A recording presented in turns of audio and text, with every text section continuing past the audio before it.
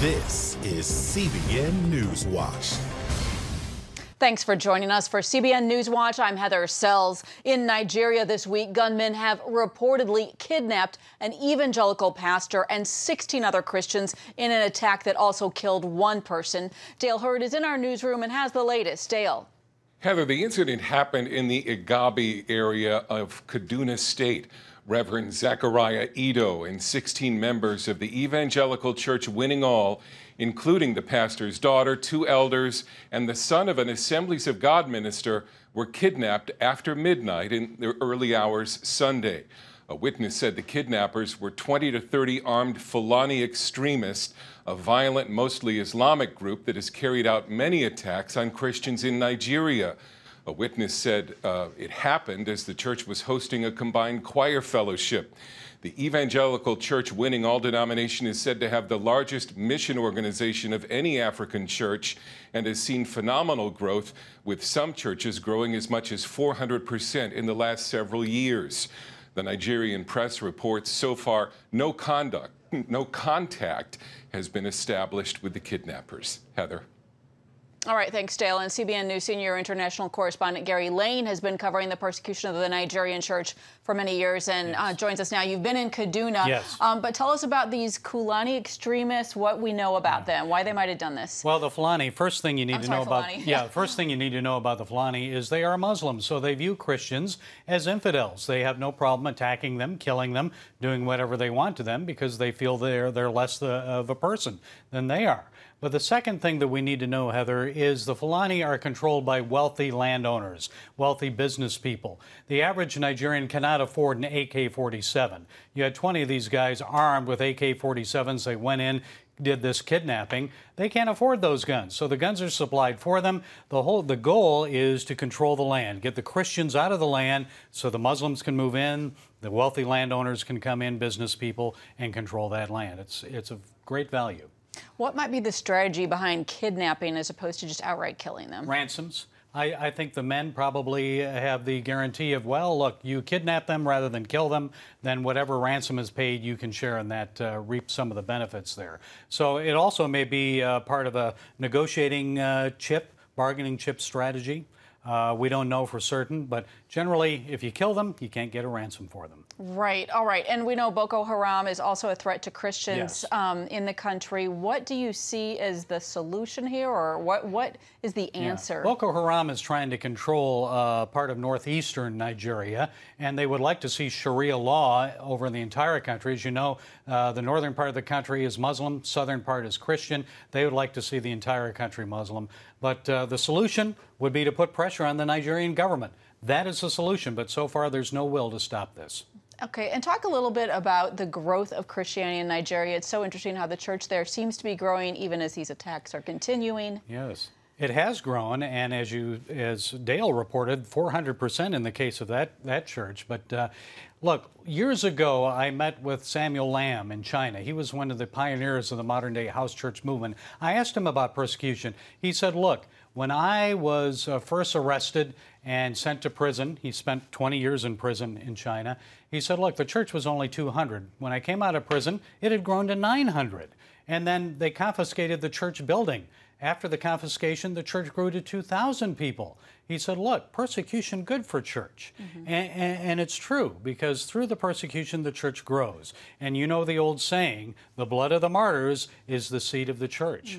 And so the church is growing in Nigeria as a result of this persecution. So we think, oh, how horrible. But God turns that around. He uses it to grow the church. And as we mentioned before, you have been to Kaduna where this happened. I have been to Kaduna. What kind of village area is that like? Well, it's a very large city, actually, and the people there are a mixture of Muslim and Christian. There's a division in the city where you see more Muslims, and then another part of the city more Christians. But a lot of churches there, Heather. So they're easy targets, especially when you have a congregation of 6,000 churches. Yeah. All right. And I'm going to let you go in just a minute, but I want to ask you, when you think about religious liberty concerns around the world, how does this compare? How should we be prioritizing what's happening in Nigeria? Nigeria is one of the toughest places to be a Christian. Open Doors has it listed as number 12 on its list of worst persecuting countries.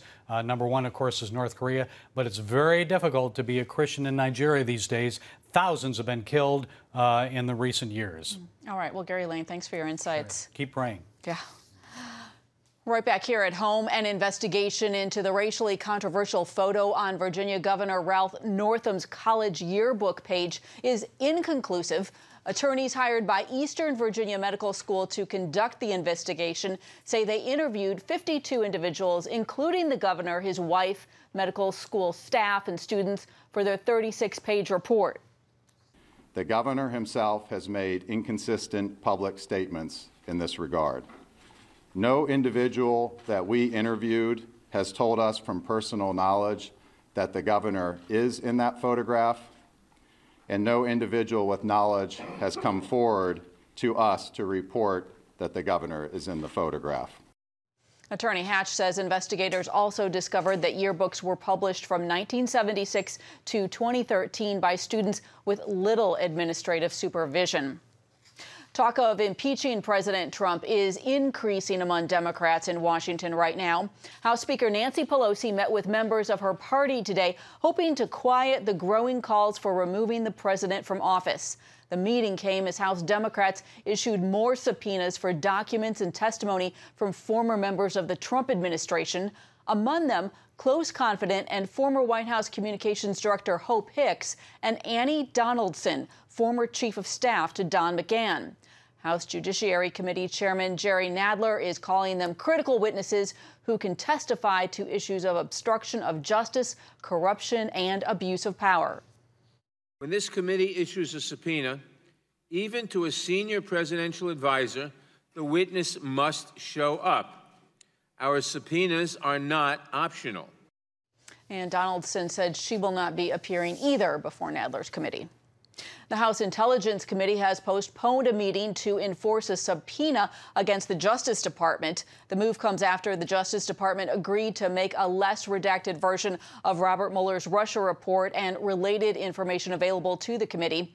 Democrat Adam Schiff chairs the committee and had threatened to carry out a, quote, enforcement action against Attorney General William Barr. He had subpoenaed the full Mueller report. The House Judiciary Committee has already voted to hold Barr in contempt. Well, there is a weather emergency in the Midwest as more than 30 tornadoes touch down across the plains. 2 deaths have been blamed on the severe weather. The storm system has rained down hail and spawned at least 25 tornadoes across Oklahoma, Texas, and Missouri. In Oklahoma, flood waters have left vehicles stranded and homes submerged, trapping residents inside. As much as 5 feet of water is reported in some places. First responders have been pulling people to safety, including this mother and her 3 children. Authorities say storm victims are their top priority.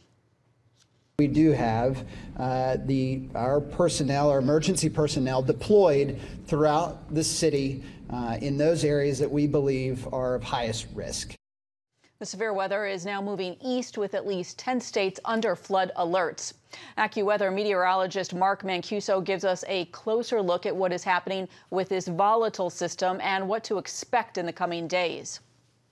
Stormy weather continues across the nation's midsection. A lot of wild weather going on here, from heavy rain and flooding and severe thunderstorms with tornadoes to spring snows. And the storm that brought us the spring snow around Denver continues to lift its way up into the northern plains. Snows will be winding down here in Wyoming, but we did see a significant amount of snow up here in the mountains in Colorado. We saw up to 2 feet of snow. Denver saw some accumulating snows. This is the latest we've seen snows accumulate here to this depth, like 3 or 4 inches or so in about 40 years, so rather unusual to see significant snow this late in the season. Here across the central states, tremendous amounts of rain. We've already had problems with high rivers and flooding, and over the past couple of days we have seen torrential downpours.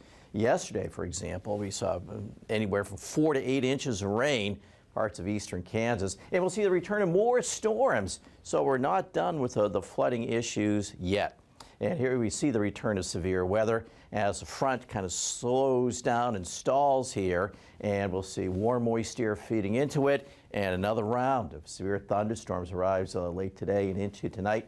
More damaging winds, hail, and tornadoes, and torrential rains.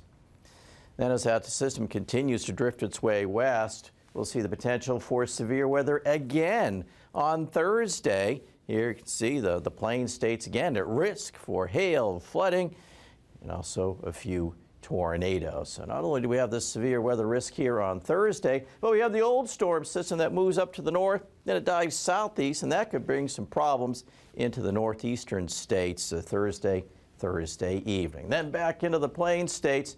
Well, that severe weather along that stalled boundary starts to make its move northward on Friday, and it looks like potential is there for some more wind damage. And this pattern is going to stay with us into the holiday weekend as a ridge of heat stays over the southeast, cool air to the west, and in the battle zone here, more thundery downpours.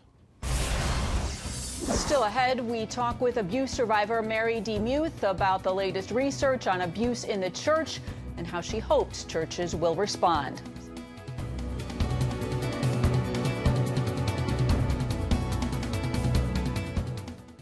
People want to know, is there a plan and how do you find it? CBN presents The Plan.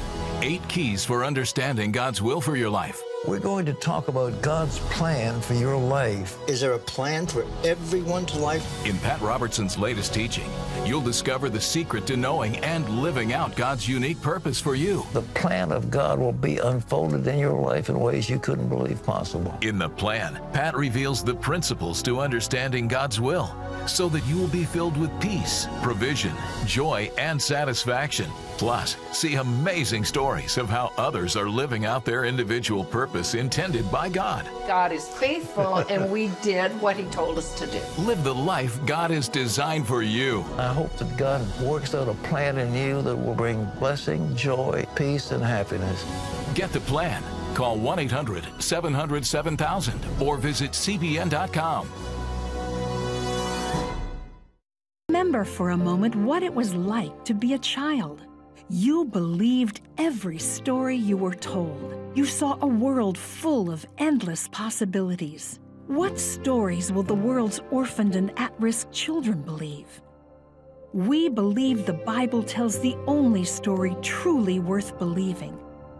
We believe that every child should have the opportunity to dream, the chance to take challenges and turn them into possibilities, the chance to stand on the promises of God, to recognize their place in the greatest story ever told. They have their whole lives ahead of them. Theirs is a world of endless possibilities. They are looking for a story to believe. We will tell them that story. Will you join us?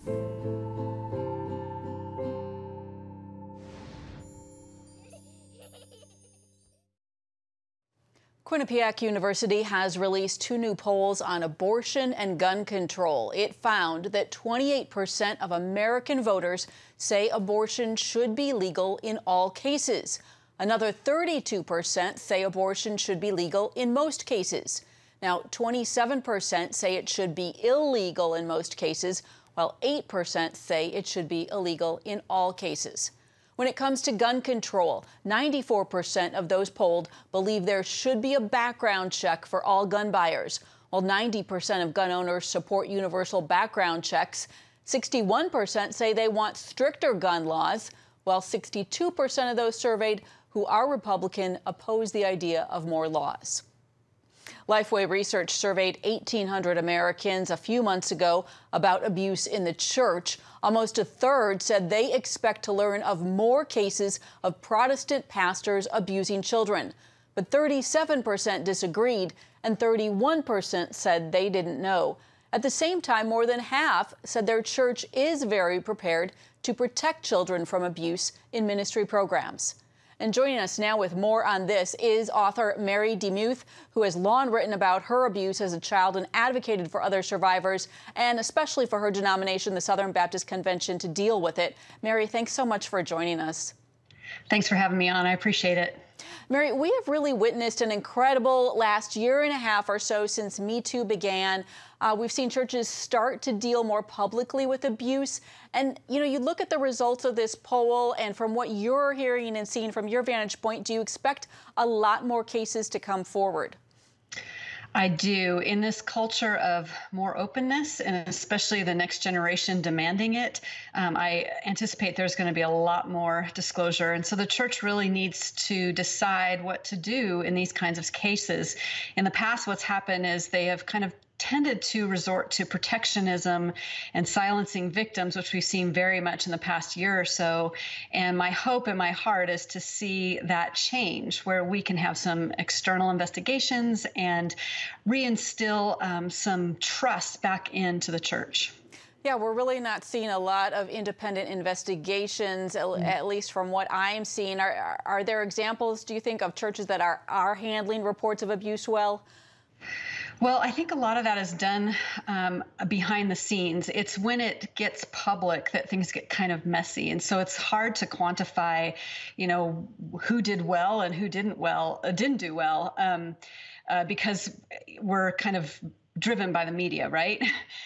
So in those high-profile cases, a lot of times we have seen that there has not been independent investigation, but it's hard to determine in those non-famous cases what churches are doing. I am seeing more of a willingness by pastors, and this plays out in that poll that was done with Lifeway, that they are more willing and more interested in it, contacting authorities immediately, where that has not always been the case. Okay.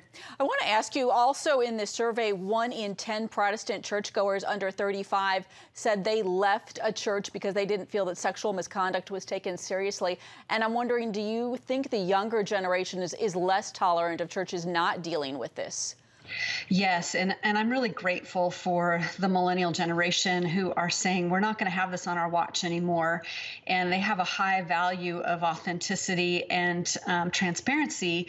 And when things are kind of clandestine and not dealt with publicly, it can cause a crisis of faith. And I believe that if we want to see revival in our churches around the nation, we need to handle this issue with integrity, with honesty, with repentance, and with a heart toward those who are on the shadows or outcasted, because that's when I see Jesus walking the earth, I see him looking for those people who are not in positions of power but are being hurt.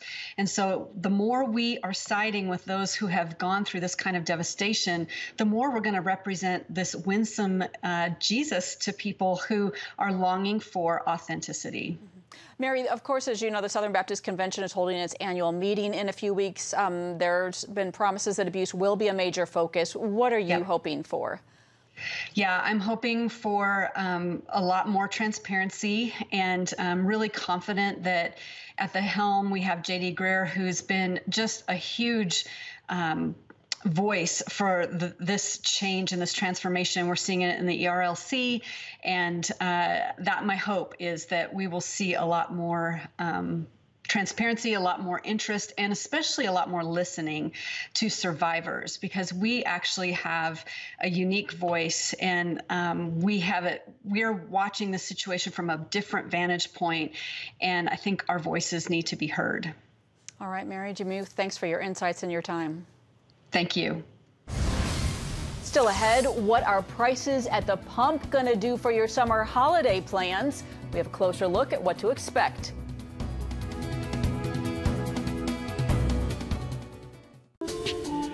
It's about the competition. I kind of put that pressure on myself, and I think people had expectations. It's about overcoming. We use this phrase all the time: keep chopping, keep practicing hard.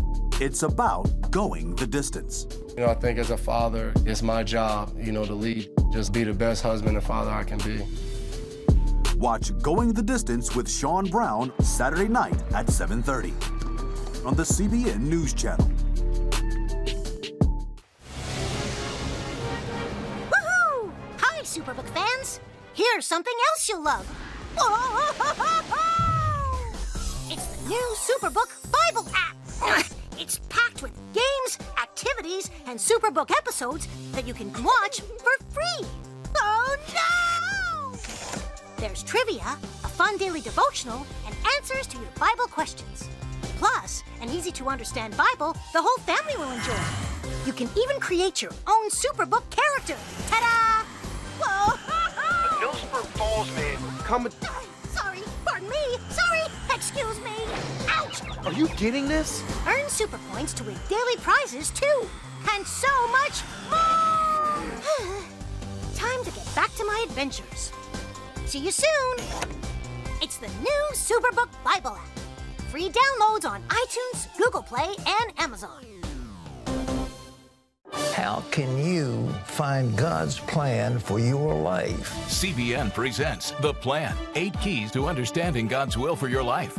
In Pat Robertson's latest teaching, you'll discover the steps to take in following God's plan, how to know for certain when God is leading you, how to get rid of spiritual blindness and see God work. God said, I've got a plan to give you a future and a hope. Get The Plan. Call 1-800-700-7000 or visit CBN.com. A record number of Americans are expected to travel this weekend. AAA says 43 million will enjoy a Memorial Day weekend getaway. That is 1.5 million more than last year and the second highest travel volume on record since AAA began tracking it in 2000. The big question is what kind of gas prices will we see this weekend and this summer? And here now with more on that is Kevin Doyle, the Vice President of State Affairs for Consumer Energy Alliance. Kevin, thanks for joining us. Hey, thank you so much for having me, Heather. Gas seems pretty expensive right now. How is it looking nationally? So nationally, you're looking at about an average gallon price, about $2.84, which is, it's definitely creeping up, which is to be expected with summer travel coming to start with a lot heavier demand. However, of the summertime, we've kind of getting close to what people project would be the average price throughout the summer, which probably should top out around, $2.90, depending on where you are. In Virginia, different states, it could be some fluctuation, but for the most part, we're getting pretty close to what we can expect to pay for the rest of the summer. All right, that seems a little promising. What regions are the most expensive right now, and what are the cheapest? No, definitely. Well, the South, areas that are typically low tax states, you typically have, some cheaper gas prices. And I think it's important to say too, because of, typically, if you remember, like just 10 years ago, we had prices go up to $4 a gallon, $4.50 a gallon, but because the United States, we are producing so much of our own energy now, even with, issues like we're having with, OPEC decreasing production, and you're seeing the instability in Iran and Venezuela totally collapsing, because the United States is producing so much of its energy, it's helping to make sure that prices stay stable, which is great for consumers, families, businesses all across the country. So while they are creeping up a little bit this summer, there is some good news because we are doing our part in America to make sure we have affordable, reliable energy. Mm-hmm. So what are the areas of the country that tend to have the highest prices right now and the lowest? Right now, you could look at our, friends over in California. There's definitely some high prices, and up in the Northeast, down south and parts of the Midwest, you can have some cheaper prices. Down in Florida, where a lot of folks will be traveling to, prices are about 20 cents lower than the national average. So a lot of it depends on the kind of the tax rates in different states, but so much of it is, taxation within the price. But the South and Midwest, you can definitely drive for a little bit longer for your dollar. All right. And what have you found are the best ways to reduce fuel expenses for motorists? Sure. I mean, little simple things such as, making sure that your trunk's not too terribly full. Packing a little lighter definitely helps. Driving the speed limit's definitely very helpful. Not, gunning it at red lights and, making sure that you kind of speed up gradually and also brake gradually and, kind of have a stable, use your cruise control. That definitely helps too with using your gas, and that can definitely help save money and also increase your miles per gallon. All right, and I know you believe that motorists can help to stabilize fuel prices when they're working, especially with lawmakers. How do you see that happening? No, it's definitely, reach out to your members of Congress and state legislatures and, make sure, let them know that we need affordable, reliable energy. We need, pipeline infrastructure to ensure that fuel can move freely across the country. Some of our folks in New England where construction is restricted, you see higher prices for every kind of fuel, electricity, gas prices, et cetera. So making sure that we have a balanced approach to energy supply and production and making sure that, that affordability is there. So letting, restrictions that are arbitrary and, go against the grain of what needs to happen for America's economy. So just making sure that they know it's important to all Americans that we have affordable, reliable energy. All right. Well, Kevin Doyle with the Consumer Energy Alliance, thank you so much for your time. Thank you so much. Have a great weekend.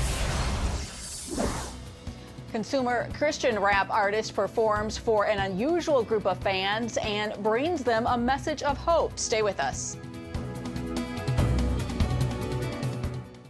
As the world watches from the outside, it's a big diplomatic tug of war here in the Middle East. Go inside the story with Jerusalem Dateline. Israeli archaeologists are talking about a discovery that could change the thinking about the Temple Mount. Join CBN Jerusalem Bureau Chief Chris Mitchell and get the biblical perspective on the events shaping the world. What starts in Israel then ends up going to other places. Watch Jerusalem Dateline Friday night at 9:30 on the CBN News Channel. Orphans Promise is committed to loving and serving at-risk children, to helping keep families together, and to creating opportunities for strong and sustainable communities around the world. We're working in over 60 countries around the world, and with your help, we can do even more. There's an old African proverb I love that says, if you want to run fast, run alone. But if you want to run far, run together. At Orphans Promise, we want to run far so we can touch the lives of as many orphaned and vulnerable children as possible. But we don't want to go alone. We're out to change the world, one child, one family, one community at a time. Will you join us?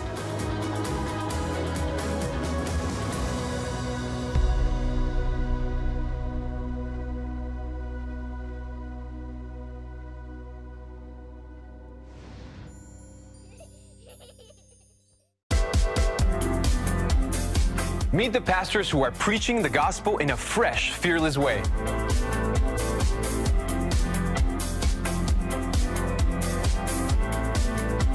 I'm Roberto Torres-Cedillo. Join me each week for Next Gen Voices.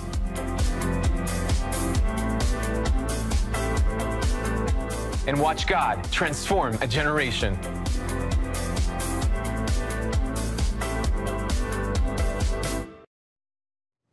Award-winning Christian rapper Lecrae is used to playing sold-out arena shows, but he took a gig in a rather unusual venue last month, the Carol S. Vance Unit, a prison in Fort Bend County, Texas. Lecrae met with inmates to hear stories of how many of them had come to Christ and tried to offer some hope and wisdom of his own. He talked with one man about how he came to Christ behind bars. How long you been here? 4.5 years. So when you come to know Jesus? It happened about a year, after about a year being in the program. Okay. I met someone in my group. I was in group 56, and he was able to sit me down, and explain the Bible to me in a way that made me just, that's what I was looking for. I needed to be proven,